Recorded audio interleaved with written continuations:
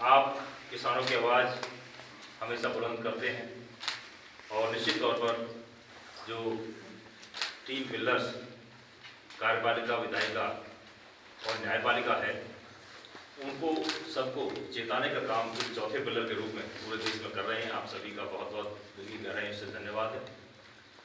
जो किसानों का ये आंदोलन संयुक्त किसान मोर्चा के आह्वान पर चल रहा है, बहुत ही शांतिपूर्ण ढंग से इसकी एक मजबूती के साथ शुरुआत की गई।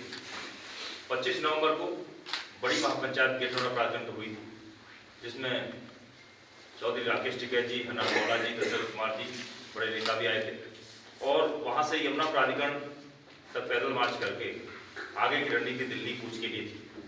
और जैसा कि अभी पवन भाई ने बताया कि किस तरीके से सरकार की नीतियाँ होती हैं, वो हमारे कुछ साथियों को भी कंफ्यूज करने पे लगे रहते हैं। कई परिस्थितियों को हमें सामना करना पड़ा। इन मुद्दों पर विशेष तौर पर जो 10% का मामला है, जो हमारे प्लॉट्स पुराने कानून में है, जो जमीन गई थी उसके बारे में हमें मिलने थे, वो एक बहुत बड़ा मुद्दा है। निश्चित तौर पर उसके बारे में पूरे एविडेंस के साथ भाई सुधीर चौहान जी और हमारे साथी बात रखेंगे। वो 10% का प्लॉट सभी परियोजनाओं में, जितनी भी गौतम बुद्ध नगर में परियोजना है, सभी में किसान मांग रहे हैं।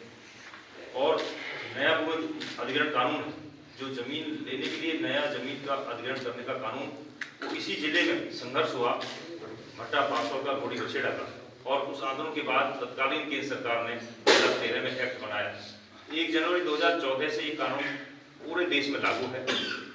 हम लगातार मांग कर रहे हैं कि अब हम 2025 में आ गए हैं, 11 वर्ष हो गए, अभी तक भी इस कानून के लाभ पूरी तरीके से वो उत्तर प्रदेश सरकार ने हमारे यहाँ पर लागू नहीं किए।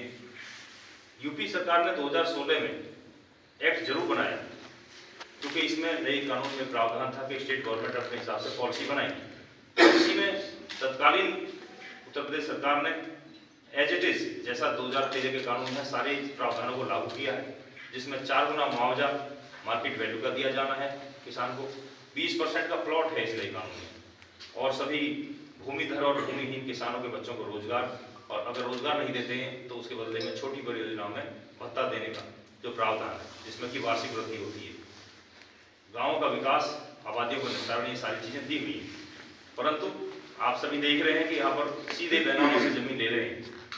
तीनों प्राधिकरण बहुत ही चालाकी के साथ किसानों की बड़े मुद्दों को, जो उनका राइट बनता है, कानून में है, महामहिम राष्ट्रपति महोदय के द्वारा वो हस्ताक्षरित कानून पूरे देश में लागू होने के बावजूद उसका लाभ यहाँ पर नहीं दे रहे हैं। जिस गांव की जमीन लेते हैं उसका पहले ही पंचायत को निरस्त कर दिया जाता है, वहाँ पर उसको शहरी क्षेत्र डिक्लेयर करके, ताकि 4 गुना ग्रामीण क्षेत्र में है और 2 गुना मुआवजा शहरी क्षेत्र में है, तो इसलिए उसको शहर बना देते हैं रातों रात।